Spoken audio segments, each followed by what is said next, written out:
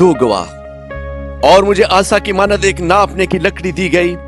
और किसी ने कहा कि उठकर खुदावंद के मकदस और कुर्बान गाह और उसमें के इबादत करने वालों को नाप, और उस सेहन को जो मकदस के बाहर है खारिज कर दे, और उसे ना नाप,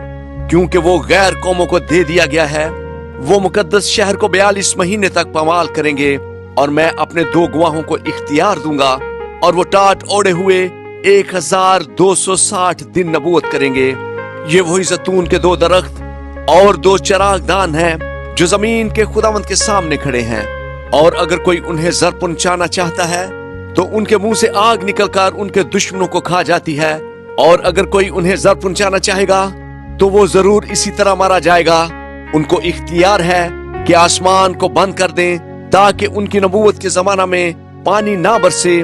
और पानियों पर इख्तियार है कि उन्हें खून बना डालें, और जितनी दफा चाहें जमीन पर हर तरह की आफत लाएं। जब वो अपनी गवाही दे चुकेंगे तो वो हवान जो अथाह गड़े से निकलेगा उनसे लड़कर उन पर गलब आएगा और उनको मार डालेगा, और उनकी लाशें उस बड़े शहर के बाजार में पड़ी रहेंगी जो रूहानी इतबार से सदूम और मिस्र कहलाता है, जहां उनका खुदावंद भी मसलूब हुआ था।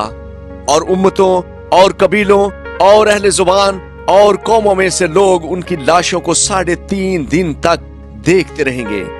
और उनकी लाशों को कब्र में ना रखने देंगे, और जमीन के रहने वाले उनके मरने से खुशी मनाएंगे और शादियां बजाएंगे और आपस में तोहफे भेजेंगे, क्योंकि उन दिनों नबियों ने जमीन के रहने वालों को सताया था। और 3.5 दिन के बाद खुदा की तरफ से उनमें जिंदगी की रूह दाखिल हुई, और वो अपने पांव के बल खड़े हो गए, और उनके देखने वालों पर बड़ा खौफ छा गया, और उन्हें आसमान पर से एक बुलंद आवाज सुनाई दी कि यहाँ ऊपर आ जाओ। बस वो बादल पर सवार होकर आसमान पर चढ़ गए, और उनके दुश्मन उन्हें देख रहे थे। फिर उसी वक्त एक बड़ा बुंझाल आ गया, और शहर का 10वां हिस्सा गिर गया, और उस बुंझाल से 7,000 आदमी मरे, और बाकी डर गए और आसमान के खुदा की तमजीद की। दूसरा अफसोस हो चुका, देखो तीसरा अफसोस जल्द होने वाला है।